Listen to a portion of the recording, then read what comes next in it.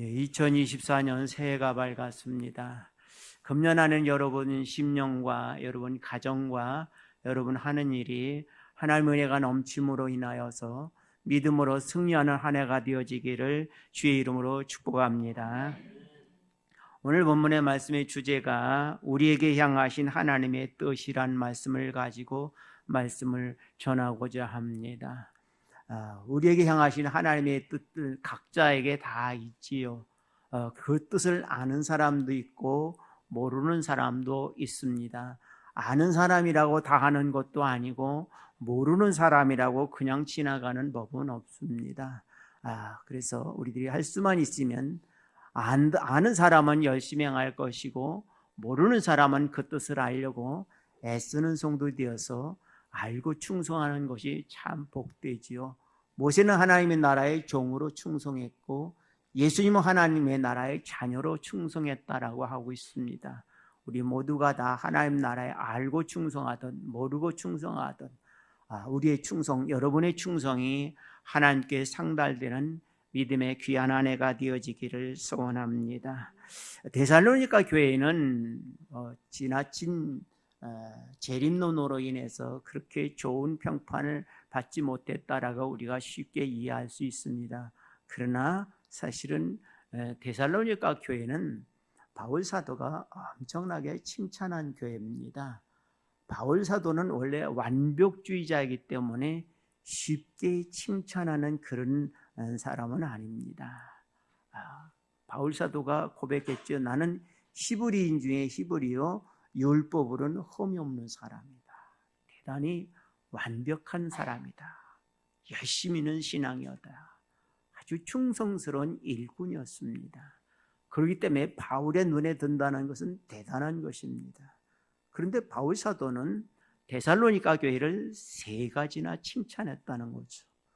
그럼 바울 사도가 데살로니가 교회를 3가지를 칭찬했다는 것은 그의 신앙은 자타가 공인할 만한 대단한 신앙이었다라는 것입니다. 우리가 데살로니가전서 1장 3절 말씀을 같이 읽어보십시다. 데살로니가전서 1장 3절 말씀입니다. 데살로니가전서 1장 3절 우리 찾으셔서 함께 읽을까요? 시작. 너희의 믿음의 역사와 사랑의 수고와 우리 주 예수 그리스도에 대한 소망의 인내를 우리 하나님 아버지 앞에서 끊임없이 기억함이니. 아멘. 이 대단한 칭찬이죠. 믿음의 역사와 사랑의 수고와 오래 참는 믿음, 대단한 것이죠. 믿음의 역사는 뭡니까? 우리가 하나님이 주신 그 믿음을 가지고 살아면 반드시 역사가 있습니다. 역사가 나타나게끔 돼 있어요. 왜 그런가 하면 하나님께서 나에게 주신 그 약속을 그 믿는 믿음으로 나갈 때 하나님께서 좋은 결과물을 항상 주시는 것이에요. 왜? 우리가 낙심하지 않기 위해서. 그래서 우리들이 은사 중에서 우리 성도들이 꼭 절대적으로 필요한 은사가 뭐냐? 믿음이죠. 믿음으로 구원받지만 그 믿음대로 살아간다는 것은 엄청난 결과가 나타나는 것이에요. 그래서 그 믿음의 결과물이 지금 저와 여러분에게까지 이렇게 나타나고 있는 것입니다. 이 데살로니가 교회는 이 믿음의 역사가 대단했다. 바울이 인정할 만큼 믿음으로 살아갔다. 그러니까 그 믿음을 가지고 그들이 기다렸던 것은 뭐냐면 내가 죽기 전에 예수님이 오신다.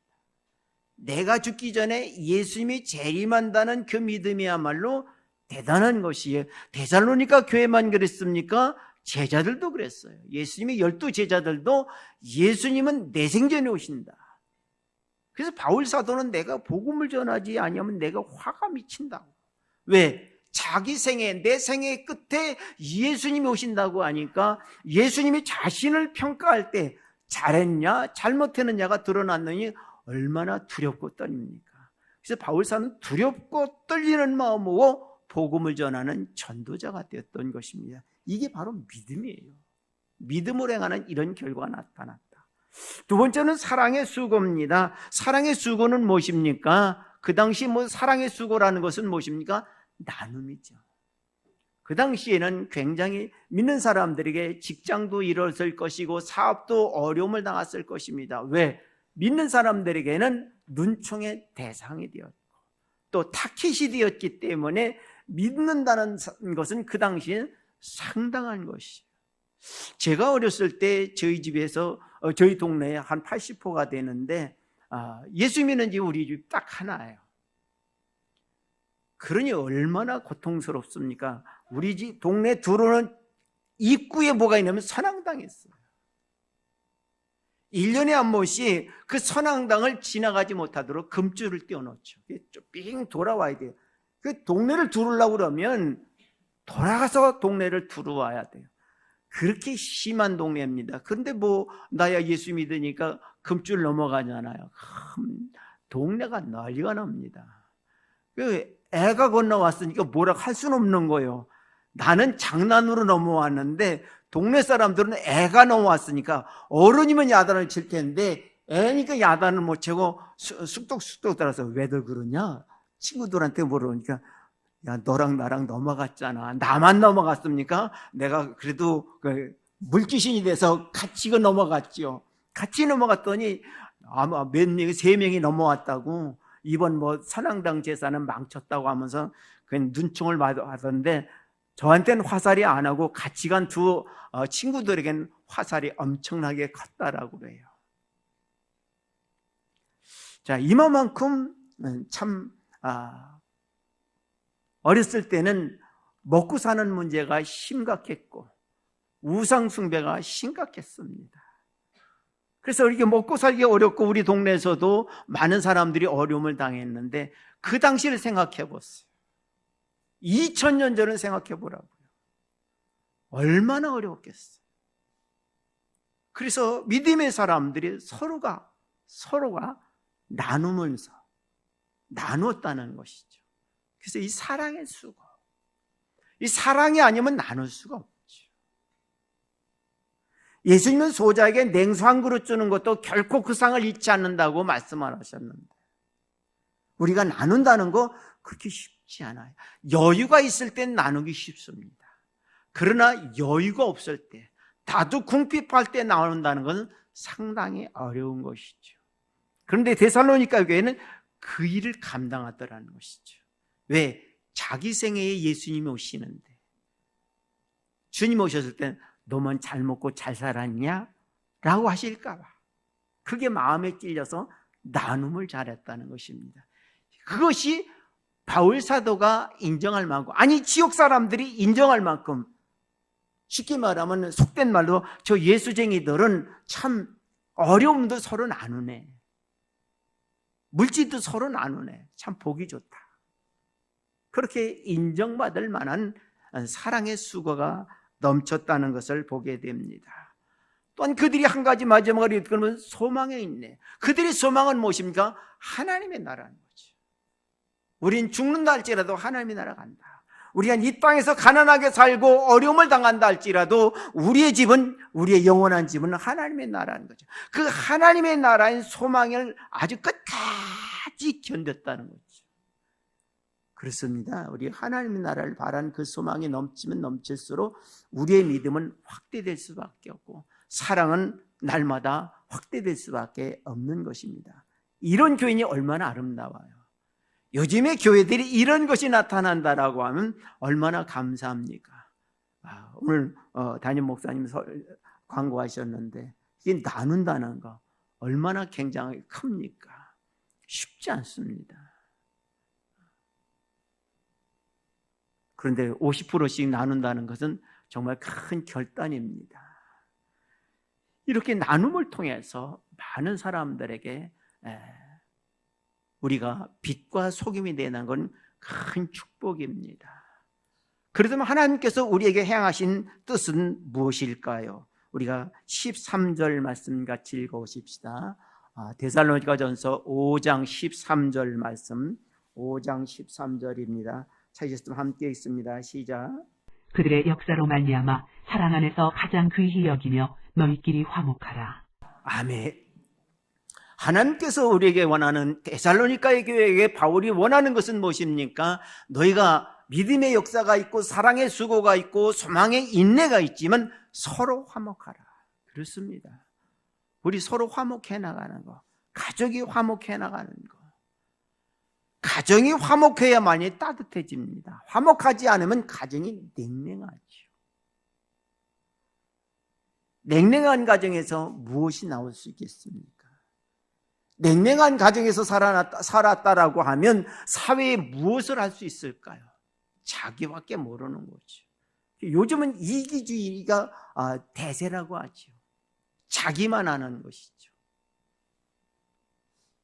남은 모르고 자기만 아는 세상.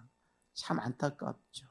그 이기주의가 어떻습니까? 이웃과의 분쟁을 이루고 나라와의 전쟁을 일으키게 되는 그런 아픈 역사가 나타나는 것입니다. 우리가 화목하기 위해서는 우리가 할 수 있는 게 무엇입니까? 화목하는 건 크게 어려운 건 아니에요. 화목한다? 야, 너무 큰 주제야. 너무 어려운 주제야 라고 말할 수 있습니다. 그렇게 생각할 수 있습니다. 그러나 화목이라는 것은 그렇게 큰 주제이기도 하지만 너무 쉬운 것이죠. 내가 조금만 양보하면 돼요. 내가 조금만 배려하면 됩니다. 조금만 배려하면 가정이 화목할 수 있어요. 조금만 배려하면 교회가 화목할 수 있어요. 조금만 배려하면 이웃과 화목할 수 있어요. 그래도 조금을 양보하지 않죠. 그리고 조그만 거. 여러분 금년 안에 조금이라도 양보해서 화목한 가정, 화목한 교회, 화목한 이웃이 되어지기를 원합니다. 그래서 하나님과 우리를 화목시키기 위해서 예수님은 십자가에 못 박혀 돌아가셨습니다. 내가 죽음으로 말미암아 너희가 하나님과 화목했다. 내가 너희를 위해 십자가에 못 박혀 달려 죽음을 통해서 내 피로 말미암아 하나님과 우리가 화목해졌다. 사람의 죄를 지으면 속죄제를 드려야 합니다. 그 속죄제는 어린 순양, 1년 된 어린 순양을 그 머리에 안수하고 내가 이러이러한 죄를 지었습니다. 이 양이 내 죄에는 죽습니다. 그 양이 죽는 것은 무엇입니까? 예수님이 죽는 것이에요. 그래서 그 피를 가지고 제단 뿔에 바르고 제단 밑에 뿌르고 또 분향단에 바르는 것이에요.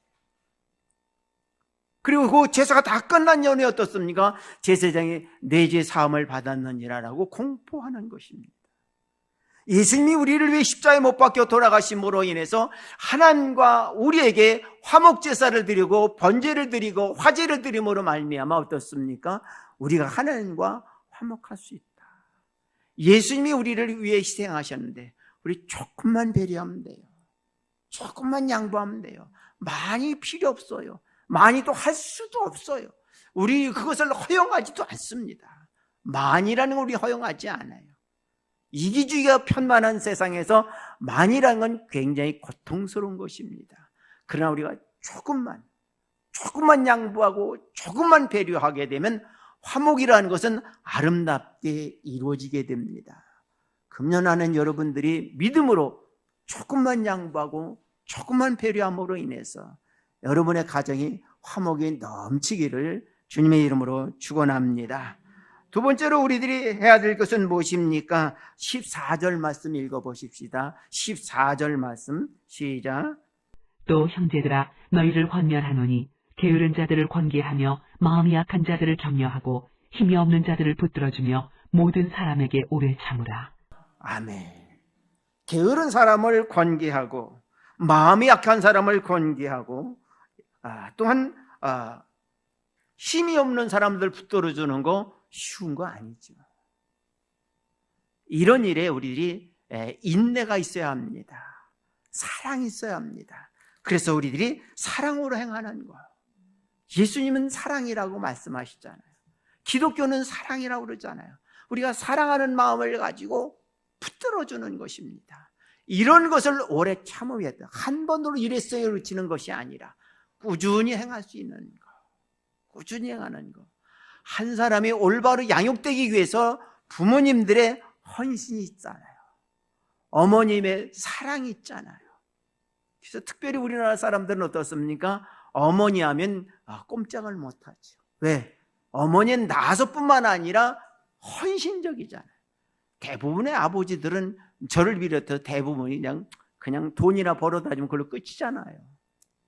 자녀들을 위해서 희생하는 게 별로 없는 것 같잖아요. 사실은 그렇지 않은데 우리들이 그런 자녀들에게 끼치는 것은 무엇입니까? 사랑을 표현하지 않기 때문이죠. 저희 세대는, 지금 세대들은 많이 하는데 저희 세대는 사랑을 표현하기를 굉장히 어려웠죠. 자녀들에게 사랑한다는 거, 또 부부끼리 사랑한다는 말을 굉장히 낯뜨거워서 못하는 그런 세대였습니다. 어느 날 우리 정훈 목사님이 자기들은 아침에 경건회를 가진 다음에 둘이 허구를 하면서 허구한다고 그래요. 그래서 그래? 그럼 우리도 한번 해볼까? 그래서 한번 해봤죠. 얼마나 어색하는데. 아니, 내 아내를 이렇게 허구하는 게 왜 이렇게 어색해요? 그리고 거기다 사랑한다라고 하니까 이게 온몸이 그냥 소름 돋는 것 같아요. 안 해보니까 그래요. 근데 지금은 자연스러워요. 그래서 이제 언젠가 또 한번 정훈 선교사님하고 얘기를 했어요. 우리는 아침 경건회하고 둘이 서로 허구하고 사랑하고 축복합니다. 우리보다 한 단계 진일보했네. 글쎄, 그래서 한 단계 진일보했네. 자기들도 한다면서 그렇게 한다고 그러더라고요. 그래서 한번 물어봤어요. 사랑한다는 말이 쉬워? 그랬더니 그거 쉽지 않대. 그래요. 우리 세대는 사랑한다는 말이 이렇게 어려워요. 여러분 자녀들에게 사랑한다는 말 잘 못하잖아요. 자녀들이 잘 못해요. 딸에게는 잘하는데 지금도 아들한테는 사랑한다는 말 잘 못해요. 언젠가 한번 여행 가가지고 전화하면서 아들한테 아들 사랑해라고 하는데 참 소름 돋는데 그런 소름 처음 돋아봤어요. 아들도 처음 사랑한다는 말을 들으니까 벙쪄가지고 아버지가 웬일이야. 이게 안 해보니까 그런 거예요. 안 해보니까. 그렇습니다. 사랑은 표현해야 돼요. 그냥 우리는 네 맘 내 맘 알지? 알긴 뭘 알아요, 말하는데. 사랑을 표현해야 돼요. 이래서 사랑하고 이래서 사랑하고 이래서 사랑하고 사랑하는 내용이 있어야 된다는 거죠. 그렇습니다. 우리가 사랑을 표현할 때 어떻습니까? 이 사랑은 오래 해야 되는 거죠. 사랑은 오래 참는다고 그랬어요. 사랑은 허다한 죄를 덮는다고 그랬습니다. 금년 안에는 사랑하는 마음을 가지고 우리들이 이렇게 붙들어주는 것에 오래도록 행하는 우리 믿음의 성도들 되어지기를 원합니다. 15절 말씀 한번 읽어보십시다. 15절 말씀 시작. 삼가 누가 누구에게든지 악으로 악을 갚지 말게 하고 서로 대하든지 모든 사람을 대하든지 항상 선을 따르라. 아멘. 선을 따르는 것은 옳다, 좋은 일이다라는 것이죠. 그래서 금년에는 여러분들이 좋은 일이면 따라가고 옳은 일이면 기분 나빠도 해야 돼요. 우리나라는 기분 나쁘면 안 하잖아요. 옳은 일이면 인정해야 돼요. 그건 옳은 일이야. 그래, 내 따라가지. 옳은 일이면 내가 못 따라가면 입이라도 다물죠. 근데 우리는 안 따라가면 입이 열려요. 참 왜 이렇게 입이 가벼운지 몰라요. 그래서 금년에 집이 조금 무거워서 옳은 일이면 못 따라가면, 내 형편이 못 따라가면 입이라도 다물죠. 그러면 어떻습니까?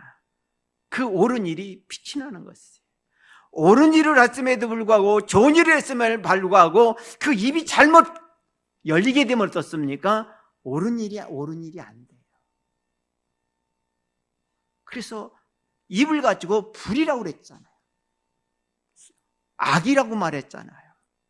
우리의 혀와 우리 입술이 항상 조심함을 통해서 많은 사람들에게 옳은 일을 말하고 좋은 일을 행하는데 서로가 칭찬하는 그런 한 해가 되어지기를 주님의 이름으로 축원합니다.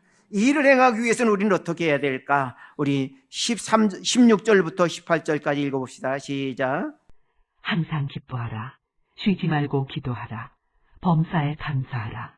이것이 그리스도 예수 안에서 너희를 향하신 하나님의 뜻이니라. 아멘. 하나님께서 우리에게 화목하기를 원하고 옳은 일을 따르기를 원하고 오래 참기를 원하십니다. 여러분들이 이런 마음 안 가진 분 없어요. 다 가지고 있어요. 근데 일을 감당하지 못하고 행하지 못하는 이유는 무엇이냐? 우리들이 항상 기뻐하지 못했기 때문이다. 기쁜 일이 있어야 기뻐하지. 왜 기쁜 일이 없습니까? 우리가 믿음으로 말미암아 구원함을 얻었잖아요. 이거보다 더 큰 게 어디 있어요? 이거보다 더 큰 게 어디 있느냐고요. 세상에 그 무엇을 준다고 하더라도 천국보다 더 큰 건 없어요. 하나님 나라보다 더 큰 것이 없어요. 그래서 마태복음 14장에서 하나님의 나라를 얼마나 많이 표현했어요. 밭에 감춘 보화와 같다, 잃어버린 드라크마와 같다라고 말씀하고 있잖아요. 그 되찾은 기쁨 어마어마한 것이죠. 세상에 잃어버린 걸 찾은 것도 감사한데 하나님의 나라를 우리에게 준 것은 어마어마한 것이에요. 우리 예수님이 부활하시고 승천하시면서 제자들에게 하신 말씀 있잖아요. 내가 초소를 예비하러 가노니 초소가 되면, 준비가 되면 너희를 다시 데려오리라. 왜 예수님께서 초소가 준비되지 않았을까요? 아니죠. 벌써 준비되셨죠. 그런데 왜 안 오실까요? 아직도 회개하고 돌아올 사람이 있다는 것이죠. 하나님의 선택하신 백성이 아직도 세상에서 방황하고 있다는 것이죠. 많은 사람들이 예수님을 압니다. 그러나 나를 위해 십자가 지신 예수님은 몰라요. 예수님은 알아요. 일반적인 예수님은 압니다. 그러나 나를 위해 십자가에 돌아가신 예수님은 몰라요. 신앙생활에도 나를 위해서 예수님을 십자가에 못 박여 돌아가신 분이라는 걸 모르는 분이 있어요. 부끄러운 얘기지만 제가 수십 년 전에 기도원에 갔을 때 그런 목사님을 본 적이 있어요. 예수님이 우리를 위해 돌아가셨어요. 에이, 난 못 믿어. 그럼 그 설교를 어떻게 해요? 그랬더니 성도들이 좋아하니까 한다는 그런 소리가 직접 면전에서 들었어요. 둘이 대화를 하면서. 그렇구나. 여러분, 교회 나온다라고 예수님이 날 위해 십자가 졌다라고 쉽게 이야기는 할 수 있어요. 그러나 믿는다는 건 쉽지 않다는 것이죠. 예수님 날 위해 십자가에 못 박혀 돌아가셨다. 그럼 그 십자가의 사랑이 나를 강권하는 것이에요. 나를 이끌어가는 것이에요. 끌려갈 수밖에 없어요. 그 사랑 때문에. 많은 자녀들이 곁길로 가다가 돌아오는 것은 무엇입니까? 나를 위해서 부모님이 그 헌신한 그 희생의 사랑 때문에 돌아오는 것이에요. 그 사랑이 없다면 자녀들은 바깥으로 나가서 곁길로 가서 돌아오지 않습니다. 그런데 그 사랑을 기억하니까, 사랑을 깨달으니까 돌아오는 것이지. 예수님이 우리를 위해 십자가에 돌아가신 그 사랑을 깨닫는 거, 그건 기적 중에 기적입니다. 2000년 전에 돌아가신 그분이 나를 위해 돌아가셨다 믿는다는 것 자체가 기적입니다. 그래서 그걸 믿는 사람을 일컬어 성경은 뭐라 하면 기적의 사람이다, 또는 믿음의 사람이다라고 말하는 것입니다. 우리가 기뻐할 일은 무엇입니까? 하나님께서 나를 구원해 주신 그 사실을 믿음이 엄청 기쁜 것이에요. 그 기쁨은 세상에 어떤 것을 주어도 바꿀 수 없는 것이에요. 이 기쁨이 충만하면 우리는 항상 기뻐할 수 있어요. 내 세상권 모든 것 다 빼앗겨도 기뻐할 수 있어요. 전승에 의하면 교부였던 포리갑이 예수님을 믿는다는 것을 화형당할 때 그 친구가 와서 간청했다고 그러죠. 친구야, 한 번만 모른다고 해. 그럼 살고 또 다시 하면 되잖아. 아니, 주님은 나를 한 번도 모른다고 하신 적이 없어. 내가 화형을 당할지언정 난 예수님을 증거하면서 화형장에서조차 예수님을 증거할 거야. 폴리갑이 화형당하면서 찬양을 들을 때 많은 사람들이 이건 천사의 소리라고 해서 큰 감명을 받았다고 합니다. 그렇습니다. 왜 그랬을까요? 그 뜨거운 소리가 어떻게 그랬을까요? 내가 이제 잠시 잠깐만 이 뜨거움을 지나면 나는 하나님의 나라가 간다. 천국의 소망이 너무 컸기 때문에 그렇습니다. 이 세상에서 믿음의 사람들이 손해보는 이유는 무엇입니까? 하나님의 나라 때문입니다. 천국의 소망 때문이라는 것이죠. 천국의 소망을 가지고 항상 기뻐하는 믿음의 성도들 되어지기를 원합니다. 또한 우리가 천국의 소망을 가지면 되지 않습니까? 왜 기도합니까? 우리가 천국을 주어졌긴 했지만 완성이 아니라는 것이. 완성이 아니라는 것이. 미완성입니다. 그래서 그것이 미완성이니까 완성을 이루기 위해서 아직도 우리는 죄잖아요. 주님이 우리를 위해서 십자가에 못 박혀 돌려서 죄값을 치르셨건만 우리는 또다시 죄와 동거하잖아요. 죄와 함께 살아가고 있잖아요. 아무리 회개한 사람이라도, 아무리 성령이 충만한 사람도 죄에서 자유로울 수 없잖아요. 그래서 우리는 죄 가운데서 죄와 멀어지기 위해서, 하나님의 말씀 붙들고 살아가기 위해서 늘 기도하는 것이. 그래서 쉬지 말고 기도하라. 그래서 기도를 뭐라고 했습니까? 성도들의 영혼의 호흡이라고 말하고 있잖아요. 그렇습니다. 숨을 쉬지 않은 사람은 죽은 사람입니다. 우리 성도는 죽은 자가 되지 않냐고 살아있는 자입니다. 예수님은 살아계신 하나님이라고 성경은 기록하고 있습니다. 그렇습니다. 여러분들이 금년에 쉬지 않고 기도하지 못한다 할지라도, 유대인들은 하루 3번씩 기도했다고 그래요. 하루 한 번만이라도 기도하자. 한 번만이라도 기도하자. 그 기도는 무엇입니까? 나를 돌아보는 기도다. 내 이웃을 돌아보는 기도다. 교회를 사랑하는 기도다. 어떤 마음으로든지 하루 한 번 이상이시라도 기도할 때 여러분들의 신앙은 분명코 하나님께서 인정하는, 화목하는 사람이 될 것이고, 옳은 일을 택하는 사람들이 될 것이고, 인내하는 사람, 오래 참는 믿음의 사람이 될 수 있는 것입니다. 마지막으로 우리에게 말씀하신 것이 무엇입니까? 범사에 감사라는 것입니다. 시간이 지나가 보면 감사할 것밖에 없어요. 아, 이것도 하나님의 은혜였구나. 아, 이것도 하나님의 은혜였구나. 여기까지 인도해 오신 에베네셀의 하나님, 우리는 감사할 것밖에 없어요. 그래서 범사에 감사라고 하지 않습니까? 그래서 감사함을 통해서 하나님이 원하신, 하나님이 여러분에게 향하신 뜻을 이루어 나가는 한 가지만이라도 내가 구원의 기쁨을 가지고 살아가지. 아니, 내가 하루에 한 번 이상이라도 기도하자. 내가 불평하던 입술이 변해서 감사하는 입술을 바꾸자. 우리의 마음만 먹으면 그것을 쉽게 할 수 있는 것입니다. 금년 안에는 여러분들이 이 3가지 중에 한 가지만이라도 도전해서 승리하는 여러분들이 되어지기를 주의 이름으로 축원합니다.